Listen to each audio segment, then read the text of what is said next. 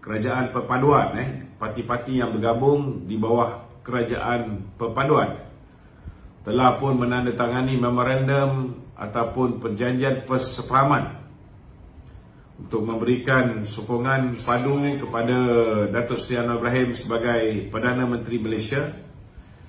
Dan dengan perjanjian yang dibuat oleh ketua-ketua parti ini, tuan-tuan, ianya menandakan berakhirnya scheme of thing Muhyiddin Yassin.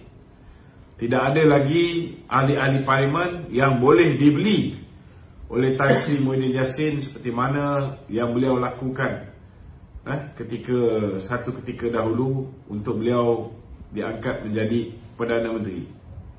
Hari ini sudah ada perjanjian di mana ahli-ahli parlimen tidak boleh memberikan sokongan kepada pihak lain selepas ketua-ketua parti menandatangani memorandum perjanjian ini. Dan sekiranya mereka berbuat sebaliknya,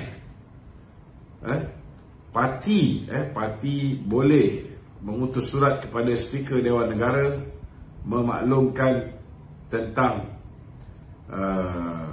kekosongan kerusi ahli-ahli parlimen ini. Ini satu perkara yang bagi saya sangat positif. Kita dah lama sangat berhadapan dengan masalah kecurian ataupun masalah rompakan ahli parlimen ini oleh perompak-perompak profesional, khususnya Muhyiddin Yassin. Dan dengan apa yang ditandatangani hari ini, jelas kita dapat pastikan selepas ini ahli parlimen daripada Barisan Nasional tidak boleh lagi dicuri oleh Perikatan Nasional ataupun oleh Bersatu, tuan-tuan. Ini satu benda yang sangat baik. Begitu juga ahli-ahli parlimen daripada GPS, ahli-ahli parlimen daripada Pakatan Harapan, ahli parlimen daripada GRS, ahli parlimen daripada KDM, ahli parlimen daripada Warisan, dan 2 ahli parlimen bebas. Mereka sama-sama telah menandatangani perjanjian persefahaman ini. Maknanya sudah tidak ada lagi apa yang dipanggil sebagai lelongan ahli parlimen ataupun jual beli ahli parlimen seperti mana yang rancak dilakukan selepas ini. Kalau sebelum ini ahli parlimen walaupun dia menang atas tiket Barisan Nasional, mereka boleh berubah menjadi ahli parlimen Bersatu. Walaupun mereka menang atas tiket PKR, mereka boleh berubah menjadi ahli parlimen Bersatu. Selepas ini, saudara, tidak ada lagi. Jadi orang-orang yang nak buat kerja-kerja menyokong parti lain, walaupun mereka menang atas tiket Barisan Nasional ataupun atas tiket parti masing-masing, mereka tidak boleh menukar parti ataupun memberi sokongan kepada pemimpin parti lain, tuan-tuan. Mereka kena ikut keputusan parti. Ini satu benda yang bagi saya, ini disiplin parti yang perlu dihormati. Dan kalau sebelum ini ianya bergantung kepada integriti ahli-ahli parlimen itu secara peribadi, sekarang ianya sudah menjadi keputusan dan dasar parti yang mana setiap ahli parlimen kena akur. Raja Petra ada ulas bab MOU ni tu, perjanjian ni. Salah satunya dia kata sebab apa perjanjian ni dibuat, sebab Anwar tak ada majoriti untuk berhadapan 19 hari bulan itu. Dia macam ginilah tuan-tuan. Kalau kita lihat, kita juga pernah menandatangani CSA di antara Anwar Ibrahim, Lim Guan Eng, Mat Sabu yang menyokong Datuk Seri Ismail Sabri, kerana kita nak mengekalkan kestabilan politik negara. Dan saya rasa tak salah untuk Datuk Seri Anwar Ibrahim buat benda yang sama untuk memastikan kestabilan politik ini. Sebab kita tahu bahawa perjumpaan-perjumpaan di Indonesia, di Bogor, perjumpaan di sebuah kapal di atas Yesh, di perairan Tioman, rancak berlaku untuk memastikan bahawa kerajaan ini tidak stabil. Perjanjian ini tidak bermakna Datuk Seri Anwar Ibrahim tidak mempunyai simple majority. Saya yakin tuan-tuan bahawa pada hari Isnin ini bila berada di dalam dewan, kalaupun dibenarkan untuk mereka ini mengundi mengikut keputusan masing-masing, kita kalau ada pun defect daripada BN mungkin 10, defect daripada GPS mungkin 10, defect daripada GRS mungkin 6. Kalaupun berlaku saudara, kita masih ada lagi simple majority. Kita tak perlu bimbang. Cuma saudara, kalau misalnya tiba-tiba tidak tally, jumlah yang kita ada 148, tiba-tiba yang mengundi tak sampai 148, ianya akan menimbulkan kecurigaan, ianya akan menimbulkan syakwasangka, orang ni mungkin tak menyokong, orang sana mungkin tak menyokong, dan macam-macam andaian yang boleh dibuat. Jadi bagi saya, perjanjian ini hanyalah satu perjanjian untuk memastikan semua pihak memberikan komitmen dalam mewujudkan kerajaan yang stabil. Tidak ada lagi rompakan-rompakan yang bakal berlaku. Tidak ada lagi pihak yang boleh mencuri ahli-ahli parlimen kita. Kita tahu bahawa ahli parlimen kita sebenarnya mereka ni mempunyai immunity di dalam parlimen. Mereka boleh sokong apa saja. Tetapi kita pernah juga di zaman Datuk Seri Ismail Sabri menandatangani CSA di antara pembangkang dan juga kerajaan, yang mana pembangkang bersetuju untuk memberikan sokongan dalam setiap usul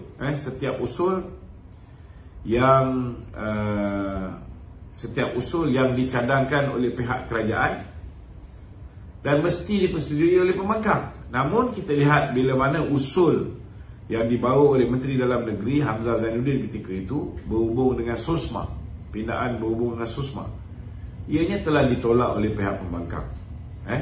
Jadi itu sebabnya kali ini kita lihat perjanjian kali ini lebih ketat, maknanya tak boleh main-main lah.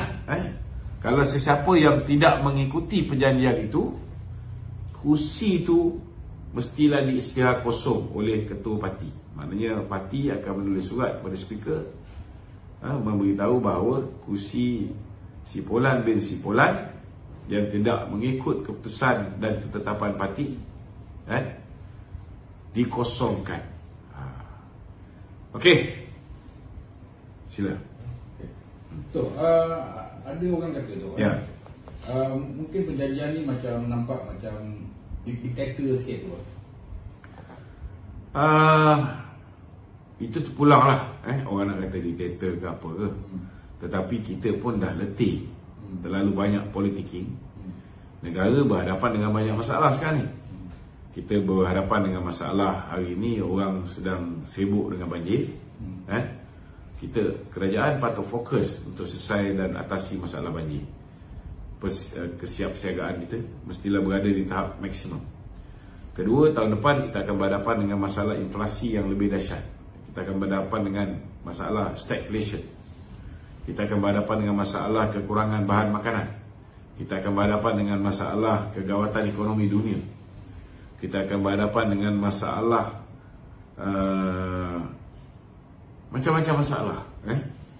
So saya rasa mungkin inilah ubat dia. Inilah ubat dia. Namun tidak mustahil, tidak mustahil walaupun sudah ada perjanjian, macam-macam boleh berlaku. Macam-macam boleh berlaku. Ianya juga bergantung kepada kemampuan parti-parti yang terlibat dalam membentuk kerajaan perpaduan ini menghormati satu sama lain. Kalau sekelak jalan ada yang tak menghormati, kalau sekelak jalan ada yang berlaku zalim, kalau sekelak jalan ada yang tidak bersifat adil, kalau sekelak jalan ada yang mengeluarkan kenyataan-kenyataan yang tidak menjaga sensitiviti orang Melayu, orang India, orang Cina, sensitiviti kaum. Ini boleh menyebabkan keadaan mungkin berubah. Walaupun perjanjian ni nampak ketat, nampak macam kuat, keras dan tegas, tetapi macam-macam boleh berlaku dalam kehidupan, dalam politik. Okey. So tadi Datuk ulas pasal kalau tak ada perjanjian pun yakin Anwar boleh dapat majoriti tu kan. So ni ada orang tanya tu dalam live ni tanya, jadi kalau kata macam tu, jadi apa tujuan ni juga MOU ni nak dibuat? Ya, tujuan dia nak memastikan bahawa tumpuan diberikan untuk menjaga negara, bukan politik. Kalau ada memorandum ini, orang macam Muhyiddin Yassin, dia kena terima hakikat bahawa dia tak boleh mencuri lagi ahli parlimen. Sudah ada perjanjian ini, maka berapa banyak duit dia ada pun, dia boleh belanja sendiri je lah. Dia tak boleh beli ahli parlimen lagi, dia tak boleh beli ketua-ketua parti lagi, dia tak boleh beli mana-mana pihak untuk mengubah kerajaan. Bagi saya benda ni sangat baik, sangat baik. Cukuplah berapa lama kita rasa nak bergaduh je. Tumpuan kita sekarang ni ialah bina negara. Bukan senang kita nak pulihkan negara selepas dirosakkan oleh Mahathir Mohamad. Bukan senang kita nak pulihkan kehidupan dan ekonomi rakyat selepas negara ditimpa zaman kegelapan akibat daripada pemerintahan Muhyiddin Yassin. So nak repair dua zaman ini bukan satu benda yang mudah. Dan ianya perlukan kerajaan yang membentuk kerajaan perpaduan ini fokus dengan tugas menggalas tanggungjawab memulihkan ekonomi negara, ekonomi rakyat, dan mengembalikan keyakinan pelabur-pelabur untuk kembali ke Malaysia. Kalau kita asyik fikir tentang politik, asyik fikir tentang macam mana nak menyelamatkan kerajaan ini, matilah. Pilihan raya sepatutnya berlaku 5 tahun sekali untuk memilih kerajaan. Dan sepatutnya selepas tamat tempoh 5 tahun ataupun bila wujudnya pilihan raya umum sekali lagi, baru kita memikirkan siapa yang bakal kita pilih jadi kerajaan. Tapi kalau sepanjang tahun baru je lepas pilihan raya, mereka dah kata mereka akan tukar kerajaan. Mereka dah kata bahawa Datuk Seri Anwar Ibrahim akan kekal sebagai Perdana Menteri 10 minggu. So, apa jadi? Mereka dah berusaha untuk pastikan 19 hari bulan ni undi percaya ke atas Datuk Seri Anwar Ibrahim ni akan gagal. So, kerja nak menjatuhkan kerajaan. So, kalau fokus ahli-ahli parlimen ni, kerja dia asyik nak mengekalkan kuasa dan asyik nak menjatuhkan kerajaan. Bila masa dia nak buat tumpuan untuk menjaga rakyat ni? So tak boleh. We got to put a stop on it. Dan kita pun tahu mereka ni ada duit yang luar biasa banyak. Mereka boleh buat macam-macam. Mereka boleh upah blogger-blogger, mereka boleh upah influencer, mereka boleh bayar ahli-ahli parlimen. Kita pun tahu juga bila mereka nak tarik SDSD ni pun ada juga. Bukan kita tak tahu, kita tahu siapa yang terlibat melakukan pembayaran. Okey. Dok, RPK kata tu video dia kata siapa MP tidak menyokong PM akan dipecat dan hilang kerusi MP. Ya. So soalan dia adakah benda ni mengikut perlembagaan atau akta parti tu? Kalau mengikut aku janji yang dibuat oleh ahli-ahli parlimen, kalau ikut aku janji yang dibuat oleh ahli parlimen sebelum mereka dicalonkan, ahli parlimen BN, kalau mereka keluarkan SD kepada Muhyiddin itu sendiri, kursi mereka boleh kosong. Sebab sebelum Datuk Seri Zalina buat aku janji ni, dia sudah refer dengan Jabatan Peguam Negara, dia sudah refer dengan pihak-pihak pakar undang-undang ni. So bagi saya tak ada benda lah yang ketua-ketua parti tanda tangan ni. Dia selaras. Kalau mengikut BN, saya tak pastilah parti lain dia orang ada aku janji ataupun tidak. Tapi saya rasa semua parti ada aku janji. Cuma aku janji PAS ni hebat sikit. Kalau mereka ni keluar parti, jatuh talak 3 ke atas isteri dan isteri-isteri mereka. Talak 3 lagi teruk. Bagi saya, setakat kosongkan kursi memang patut pun. Kalau dia bertanding atas tiket BN, walak dia, kesetiaan dia perlu kepada BN, perlu kepada Presiden Parti, pengurusi Barisan Nasional. Bukannya dia bertanding atas tiket BN, dia bagi sokongan dia kepada pengurusi ataupun Presiden Bersatu atau pengurusi Perikatan Nasional. Tak betul lah macam tu. Sampai bila kita nak bicara soal pengkhianatan ni? Tapi kalau dah ada perjanjian macam ni, kita dah tak ada isu pengkhianatan ni. Orang tak boleh khianat. Khianat dia, Setiausaha Agung Parti akan hantar surat kepada Speaker Dewan Negara, Dewan Rakyat, memaklumkan bahawa kursi itu kosong. Kan senang tu. Ini je mungkin jawapan yang bersesuaian untuk pengkhianat-pengkhianat parti. Memanglah orang akan kata benda ni terlalu macam kuku besi ke apa. Itu suka hati dia orang nak menilai. Tapi bagi saya lebih baiklah kita displaykan ahli-ahli parlimen kita ni supaya tak boleh tidak boleh menjual ataupun melelong diri mereka kepada Muhyiddin ni, daripada kita asyik nak fikir tentang pengkhianatan. Okey? Ya. So, adakah ni orang tanya tu, adakah kerajaan gabungan ini dengan adanya perjanjian tadi boleh menjamin berapa lama boleh jamin kekal itu? Kalau ikut perjanjian ni 5 tahun pun boleh kekal. Okay. Sehingga pilihan raya yang akan datang. Baik. Maknanya dalam tempoh 5 tahun tu tidak akan berlaku sebarang, bak kata orang tu, usaha untuk menjatuhkan kerajaan. Tetapi ada juga dinyatakan di dalam perjanjian itu, Perdana Menteri tidak boleh buat sesuka hati. Perdana Menteri kalau nak tukar kabinet, nak buat kabinet reshuffle, nak buat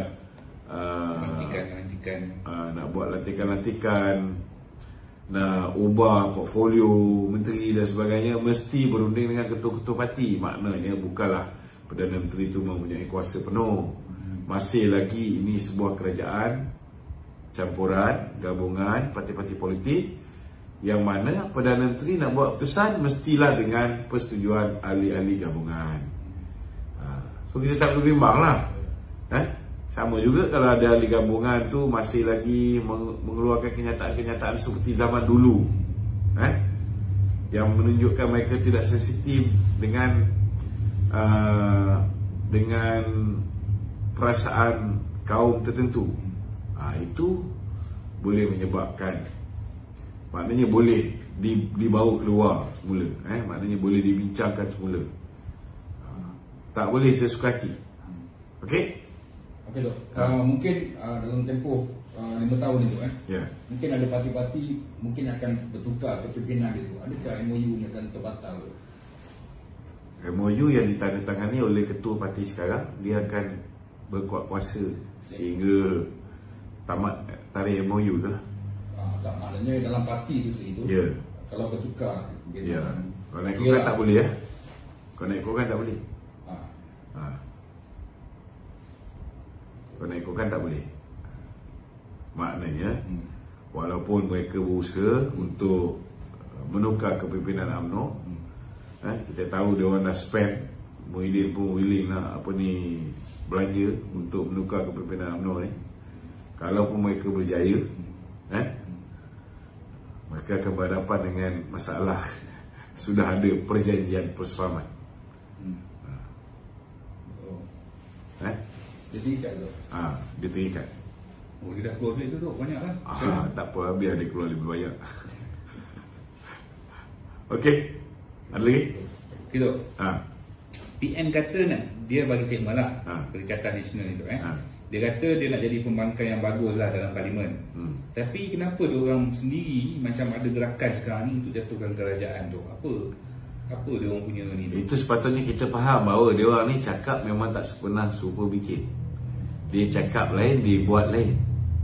Dia cakap dia bersih dan stabil. Hakikat dia, mereka ni kotor.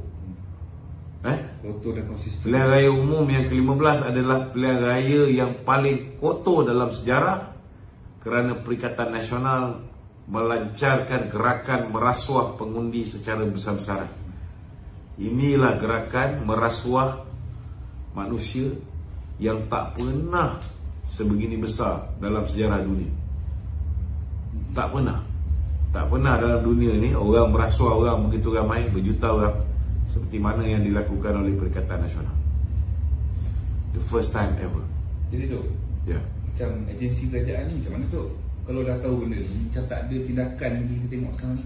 Tak apalah. Polis, SPR. Kalau kita tengok sekarang ni, SPRM sudah memasuki 8 agensi. 8 agensi dan 8 syarikat. Sudah jumpa macam-macam sebenarnya. Tunggu je lah. Tak tahu bab pilihan raya ni. Pendakwaan akan bermula. Sama juga orang yang kalah pilihan raya disebabkan politik wang ni, mereka juga kena mainkan peranan mereka. Sebab hanya mereka boleh buat petisyen mahkamah. Kalau berlakunya politik wang di kalangan kawasan-kawasan yang mereka tandingi, calon-calon pilihan raya itu sendiri, dia kena bangkitkan benda ni. Dia kena lapor. Buat report lah. Buat report. Video-video mereka merasuah pengundi, pengundi yang balik daripada kampung, daripada bandar, dibayar 300.5. Benda tu semua kena keluar. Kita tak boleh biar. Okey? Okey tu, yang ni apa? Abu Jalil Baker. Tu Abu Jalil Baker tu. Kenapa dia? Dia tanya, dia beritahu ada 3 kesilapan teknikal tu yang menyebabkan BN tumpang. Okey. Yang pertama dia kata bila diajak bincangkan kerjasama, UMNO akan bertanding sekitar 80 kursi, PAS 40, BBM 40. Perbincangan gagal. UMNO putuskan go solo kerana yakin boleh menang lebih banyak kursi. Jadi UMNO tak mahu BBM ada kursi. Akhirnya UMNO tinggal 26 kursi je tu. Itu pun sebab bekerjasama dengan Sabah. Kalau tidak lagi teruk. Okey, ini kita kena faham. Kita kena faham. Bukankah perwakilan mahu UMNO go solo? Itulah keputusan kita. Kita BN go solo. Kita tak kerjasama dengan Bersatu. Itu yang dimaksudkan dengan no Anwar, no DAP, no Bersatu. Kita tak kerjasama dengan dia orang. Cuma kita tak sebut no PAS je. Kalau misalnya kita bertanding 122 kursi, 26 kursi dah tentu kita kena bagi PAS. Kemudian lagi 46 kursi kita bagi kepada Bersatu. Belum pilihan raya, kita bertanding pun 50 kursi saja. So dah tentulah keputusan tu lebih teruk daripada pilihan raya 2018. 2018 kita bertanding 122, kita still menang 48%. Kita menang 54 kursi. Sudah pastilah selepas pilihan raya 2018, kita dah tengok apa yang berlaku di 7 pilihan raya negeri LPRK. Kita tengok apa yang berlaku di pilihan raya negeri Melaka, pilihan raya negeri Johor. Sudah pasti kita mempunyai keyakinan bahawa kita boleh menang lebih banyak kursi. Tapi nak buat macam mana? Ada pihak tertentu melengahkan pilihan raya. Kita tak boleh nak buat apa. Itu di luar kawalan kita, di luar kawalan kepimpinan. Sehingga kepimpinan terpaksa mengugut. Ini tak sepatutnya berlaku. Kalau masing-masing ada rasa sayang pada parti, bila time mereka musuh-musuh kita down, kalah teruk di Johor, ketika itu kita buat pilihan raya. Datuk Seri Ismail Sabri pun masa tu telah memberikan KWSP dikeluarkan. Kita ada inject, macam seolah-olah macam inject stimulus package 40 bilion. Kuasa membeli rakyat cukup kuat ketika tu, 3-4 bulan boleh bertahan. Kalau buat ketika itu, kita akan menang besar. Tapi kita bagi musuh kita organize themselves. Kita bagi peluang kepada fitnah-fitnah baru dilontarkan. Dan campaign manager kita daripada boleh berkempen, last kali duduk dalam penjara. Betul tak? Bila dia dah masuk dalam penjara, tak sampai sebulan boleh pula buat pilihan raya. Macam mana tu? Jadi saya cakap terus terang lah, Jala Becker ni bukan bodoh. Mustahil dia tak sedar bahawa kita berhadapan dengan sabotaj dalaman. Dan dia adalah salah seorang daripada jentera yang menyokong pasukan yang sabotaj kita. So apa dia cakap tu kita tak payah ambil pusing. Memang dia sebahagian daripada kumpulan pengkhianat. Dia dibayar oleh anak Musa and the gang. So kalau misalnya kita nak kerjasama dengan bersatu, bukan tak boleh, tetapi kebodohan Muhyiddin sendiri. Kalau misalnya Muhyiddin tidak menganiaya pemimpin UMNO, dia menghargai UMNO, memaafkan dia selepas dia khianat kita. UMNO memaafkan Muhyiddin, mengampunkan dosa-dosa dia, dan UMNO angkat dia pula jadi Perdana Menteri. Kalau dia tak pintal balik tangan UMNO, kalau dia tak bully balik UMNO, kalau dia tak tikam belakang UMNO, tak ada masalah untuk kita terus kerjasama dengan Muhyiddin. Tapi pasal dia khianati kita, kita merasa kita dibuli, kita merasa kita ditipu. Macam mana kita nak kerjasama dengan Muhyiddin Yassin?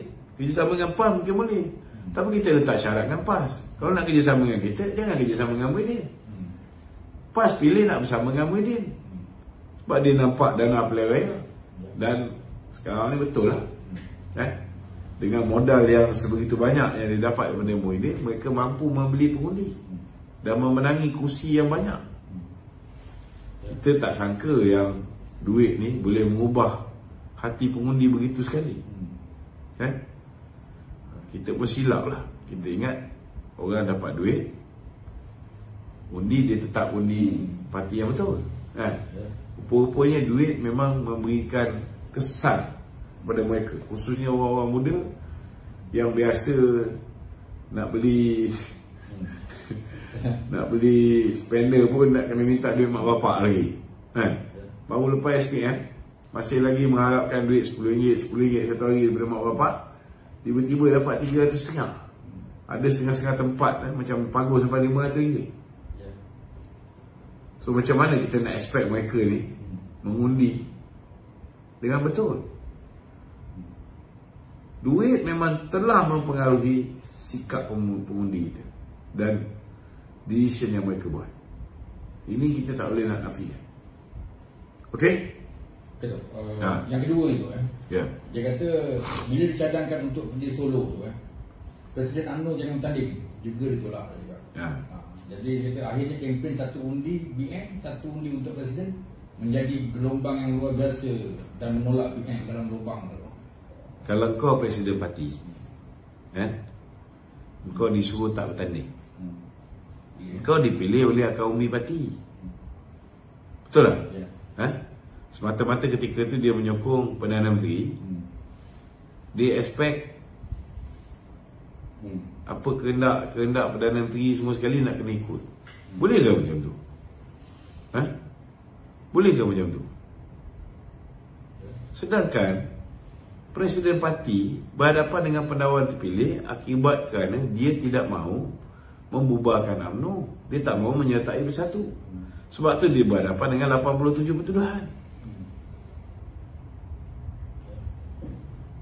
Kau tak boleh sesuka hati kau nak suruh orang tak bertanding ni.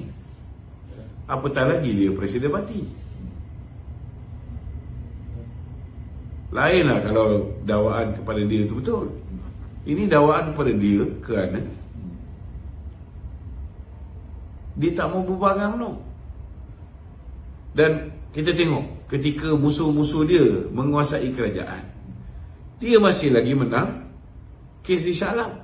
Dan aku yakin di Kuala Lumpur pun peluang dia untuk menang ada. Kan? Okey. Kemudian dia kata kemudian dicadangkan agar mereka yang menang dalam PRU yang lepas 14 tu, dikekalkan bagi memudahkan BN menang mudah. Memang betul lah. Kalau nak menang mudah, kan? Memanglah kita kekalkan orang-orang yang dah menang. Betul tak? Ya.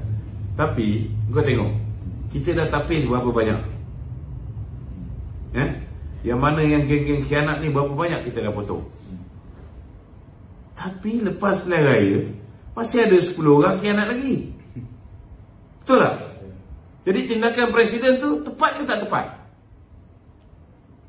Kalau misalnya tak potong Anwar Musa, dah jadi 11 orang yang khianat.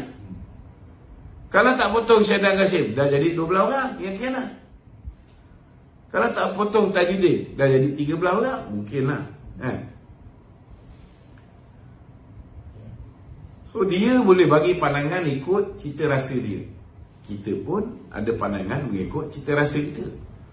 Sudah pastilah kita bila nak meletakkan calon, presiden akan pastikan bahawa dia akan letak orang yang dia yakin selepas pilihan raya masih setia bersama Barisan Nasional, tak kira ketika kita kalah atau kita menang. Okey? Ada je, Bis? Okay, ini soalan lain Anwar Musa tu dalam dia punya apa sidang media tu okay. dia ada deny sikit lah tu pasal yang dia kata pasal duit dalam bilik dan sebagainya tu. So boleh tak Datuk jelaskan sikit? Sedangkan dia sepatutnya lah sebagai seorang bekas Menteri Komunikasi, dia tak boleh bebal sangat macam ni. Terlalu dangkal dan bagi saya lah bodoh lah. Sebab bila dia bercerita dekat dalam live dia beritahu saya tidak boleh berbohong. Tan Sri Muhyiddin Yassin bagi berpuluh juta, saya masuk bilik dia, saya ambil berpuluh juta untuk bantu BN di Sabah.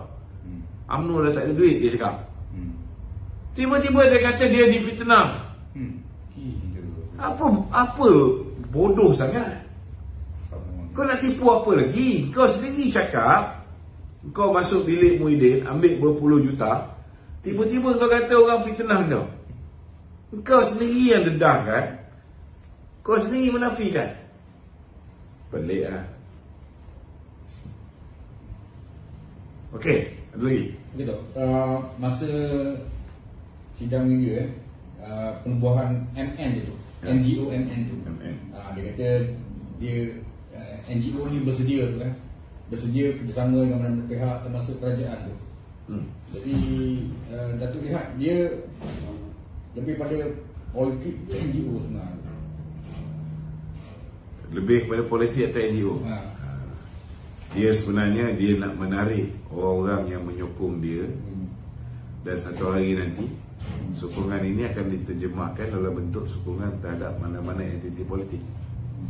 Tak kira lah sama ada last kali dia akan buat parti politik ke, atau last kali dia akan menyokong Perikatan Nasional ke, atau last kali dia akan menyokong, tak kira lah apa juga gabungan dia. Kerana dia Mungkin Perkasa juga satu ketika dahulu mengatakan bahawa ini hanya sebuah NGO, kan? Last kali mereka tubuhkan Parti Putra, kan? Yang setakat ni alhamdulillah Laskar Cyber je. Kita tubuhkan Laskar Cyber, kita cakap ini takkan jadi parti politik dan kita konsisten. Ianya mendukung UMNO dan Barisan Nasional. Okey? Ada soalan? Soalan. Soalan. Apa? Soalan. Okey. Jalan lah.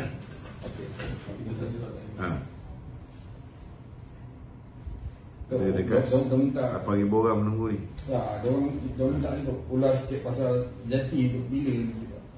Kenapa dia mengelak? Saya rasa dalam masa terdekat ni insya-Allah kita akan ada peguam negara yang baru.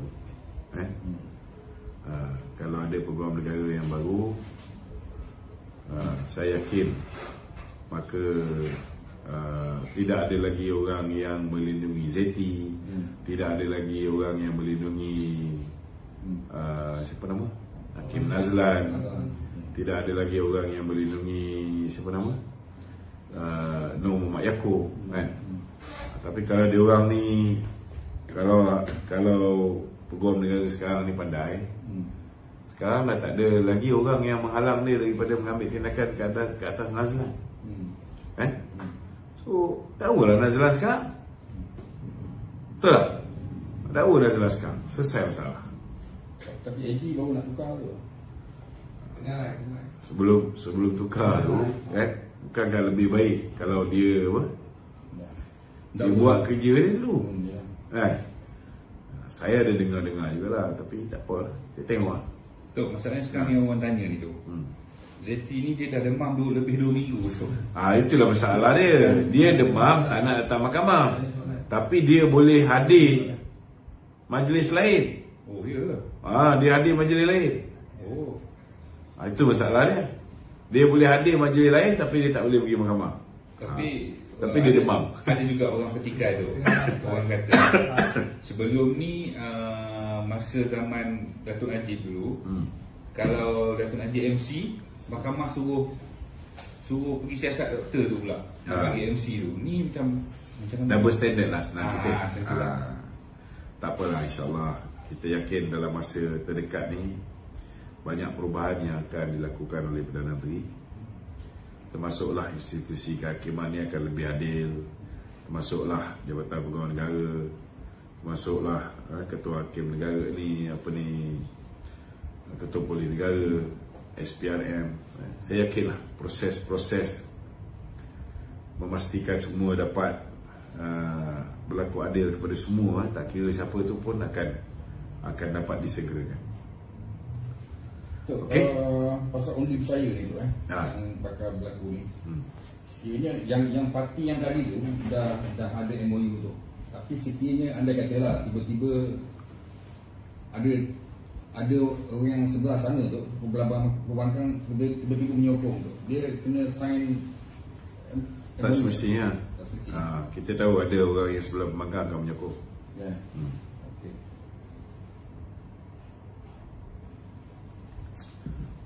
Sebenarnya di dalam Parlimen, setiap ahli MP itu sebenarnya dia ada immunity.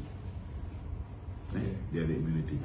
Tetapi bila ketua-ketua parti hari ini sudah pun menandatangani perjanjian persefahaman, dan setiap calon pilihan raya, kalau contohnya dalam BN telah pun menandatangani aku janji untuk mereka tu memberikan sokongan kepada ataupun memberikan mandat kepada ketua parti untuk membuat keputusan berhubung dengan gabungan mana yang nak dipilih, maka sepatutnya tidak ada masalah. Sebab dah ada dua benda yang binding, antara calon dengan ketua parti dan ketua parti dengan Perdana Menteri. Okey. Betul. Kalau PRN akan berlaku juga ataupun mungkin ada PRK kot. Ada PRK. PRN. Apa logo yang dipakai tu? Itu kita tak pasti. Kita tak pasti. sama ada kerajaan perpaduan ini akhirnya akan menggunakan satu logo ataupun mereka masih akan kekalkan, contohnya Pakatan Harapan, mereka akan bertanding atas tiket Pakatan Harapan, BN akan bertanding atas tiket BN, GPS akan bertanding atas tiket GPS, JRS akan bertanding atas tiket JRS. Ini kita tak pasti lagi, belum ada sebarang keputusan yang diambil di peringkat coalition. So kalau dah ada rakan-rakan gabungan ni mengambil keputusan nak guna satu lambang, maka last kali dia akan jadi satu lambang. Okey? Ada lagi? Soalan dia? Soalan? Jack? Okey.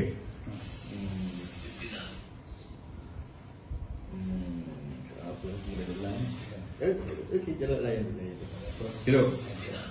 Satu lagi tu Raja Petra dalam video dia, dia ada kata tak salah menyoal dan menentang raja yang melakukan kesalahan. Yalah, itu yang aku buat tiap-tiap hari. Aku menentang Raja Petra. Tapi dia statement ni agak bahaya tu sebenarnya tu. Dia punya statement ni macam membahayakan lah juga. Dia ni, dia bergantung pada orang yang bayar dia.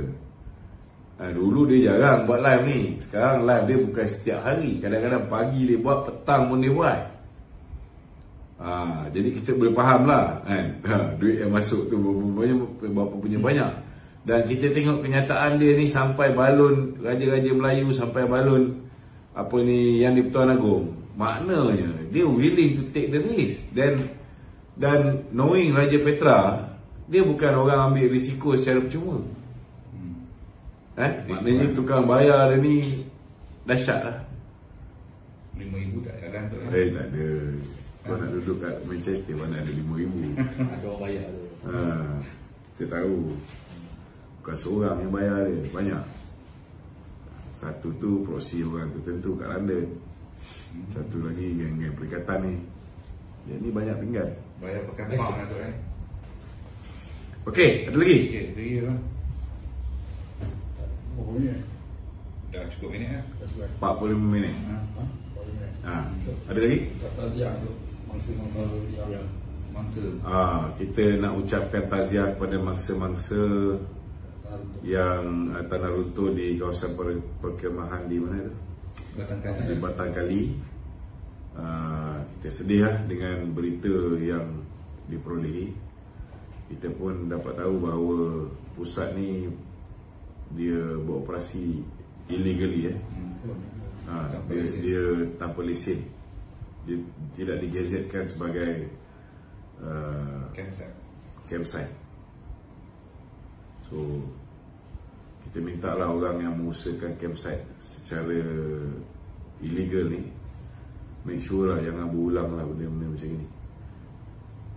Lebih-lebih lagi di kawasan cerun-cerun bukit yang berbahaya. Kerana last kali nanti pengusaha-pengusaha tu nanti yang kena. Okey, ada lagi? Apa ni? Persaraman MOU ni. Boleh nampak? Tadi dah tanya pandangan aku semua. Satu benda yang bersejarah untuk menegakkan kerajaan perpaduan ni. Ada satu komen di dalam portal media, di mana Zaid Hamidi ni selaku Presiden UMNO, dia menggunakan kaedah tasawuf untuk menyelesaikan perbezaan pendapat. Jadi perbezaan pendapat ni merangkumi semua. Ada sebahagian daripada pendukung-pendukung Pakatan Harapan khususnya telah banyak berbeza pendapat dengan UMNO Barisan Nasional. Dan hari ini Datuk Seri Zaid Hamidi ni dia menggunakan kaedah tasawuf seperti mana yang diguna pakai istilahnya oleh Presiden PAS, tasawuf. Jadi apakah perbezaan antara persefahaman UMNO Barisan Nasional bersama dengan Pakatan Harapan dan juga perbezaan antara UMNO Barisan Nasional dengan PAS dalam Muafakat Nasional yang juga menggunakan kaedah tasawuf? Saya punya pandangan lah, saya punya pandangan. Memang mana-mana parti pun sebelum pilihan raya mereka akan buat untuk memenangkan parti dia. Jadi kalau kita nak maju ke hadapan, berhentilah daripada mengeluarkan kenyataan, oh dulu kau cakap macam-macam, sekarang kau cakap macam-macam. Contohnya lah kan, saya pun cakap macam-macam pasal Perikatan Nasional, pasal Pakatan Harapan, dan kita tak pernah tarik balik apa yang kita cakap. Dan bagi saya simple lah, kita dah cakap apa yang perlu kita cakap, dan kita mengharapkan rakyat membuat keputusan menyokong Barisan Nasional. Tetapi rakyat tidak membuat keputusan menyokong Barisan Nasional saja. Rakyat pecah-pecahkan sokongan mereka. Ada yang sokong Barisan Nasional, ada yang sokong PN, ada yang sokong PH, dan akibatnya tak ada satu parti pun yang boleh membentuk kerajaan. Dan ini memaksa ke bawah duli tuanku untuk meminta parti-parti ini mewujudkan kerajaan campuran ataupun kerajaan perpaduan. So bila dah nama kerajaan tu kerajaan campuran, iaitu kerajaan yang terdiri daripada musuh-musuh politik. Kalau kita nak move forward, kita jangan ulang lagi, jangan rujuk balik apa yang kita cakap yang lepas. Kalau kita masih lagi rujuk apa yang kita cakap yang lepas, contoh ya, apa yang Datuk Seri Anwar Ibrahim tak cakap pasal pemimpin UMNO ni, kan? Lagu apa tak keluar? Betul tak? Lagu hoi lah apa semua, kan?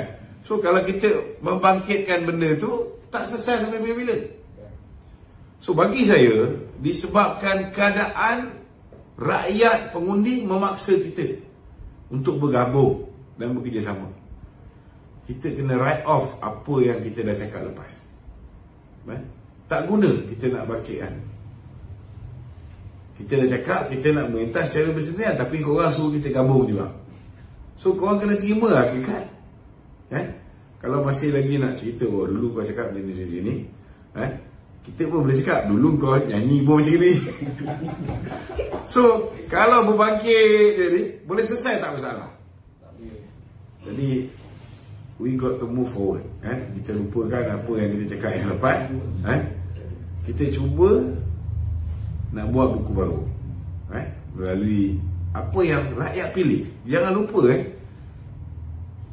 pergabungan antara PH dengan BN ini, dengan GPS, GRS, dengan KDM, warisan, ini adalah apa yang rakyat pilih. Dan kita kena menghormatilah pilihan rakyat. Memanglah cacah marbak, tapi tak semestinya setiap kerajaan campuran tu akan gagal.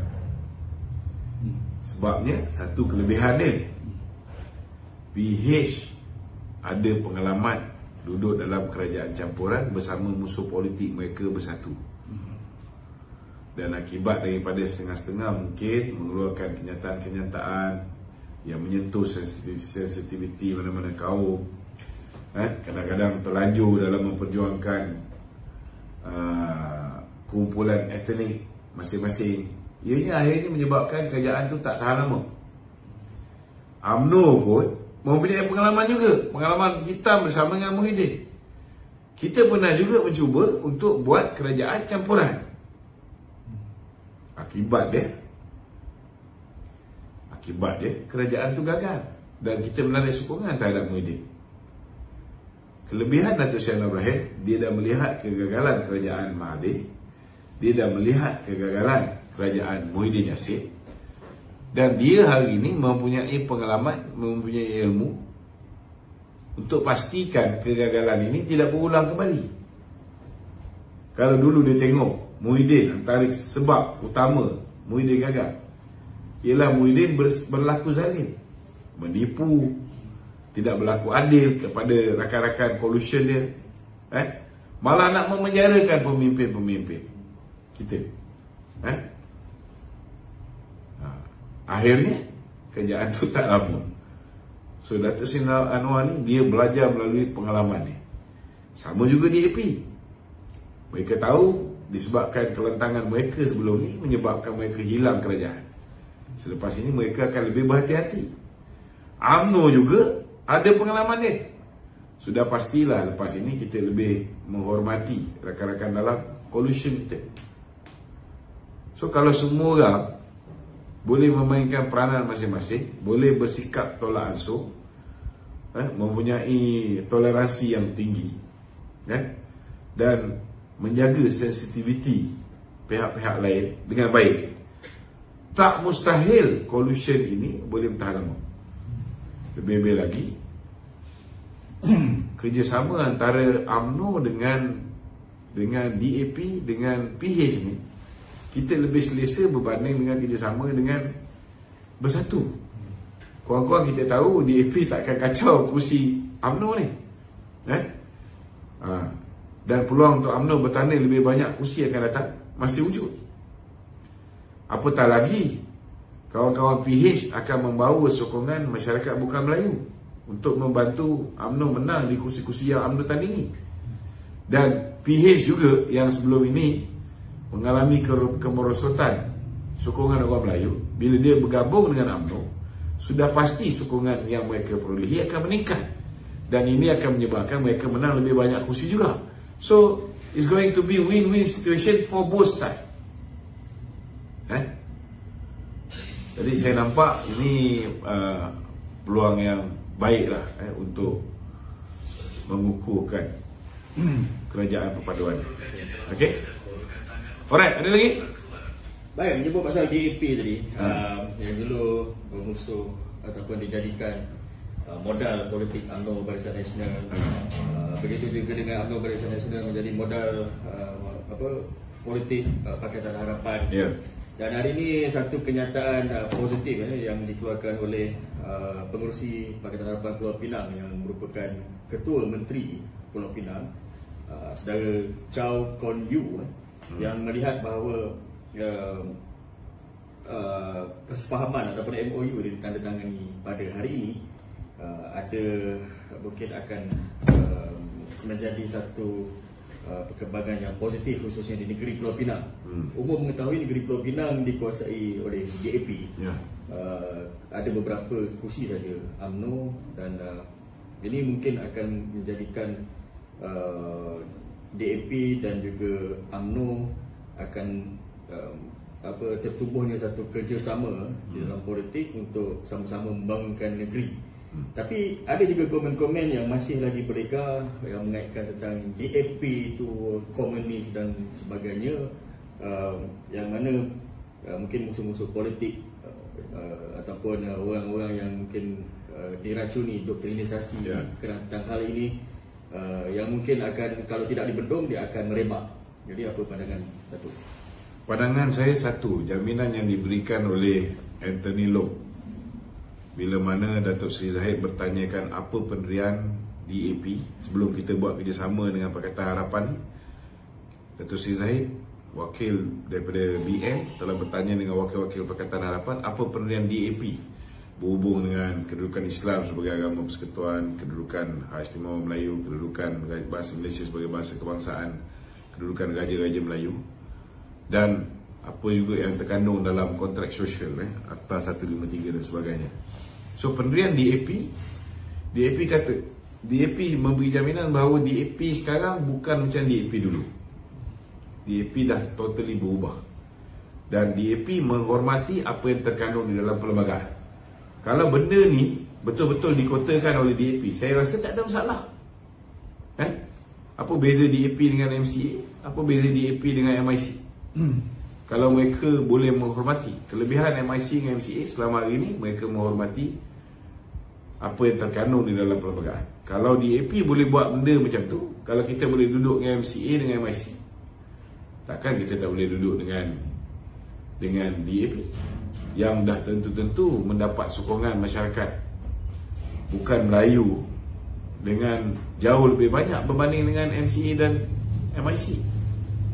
So kita kena nampak benda ni satu benda yang positif. Tidak ada lagi macam dulu politik perkauman ini terlalu menebal.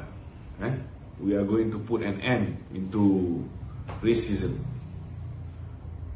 So benda ni patut dianggap disambut baik oleh semua pihak lah. Saya tak bimbang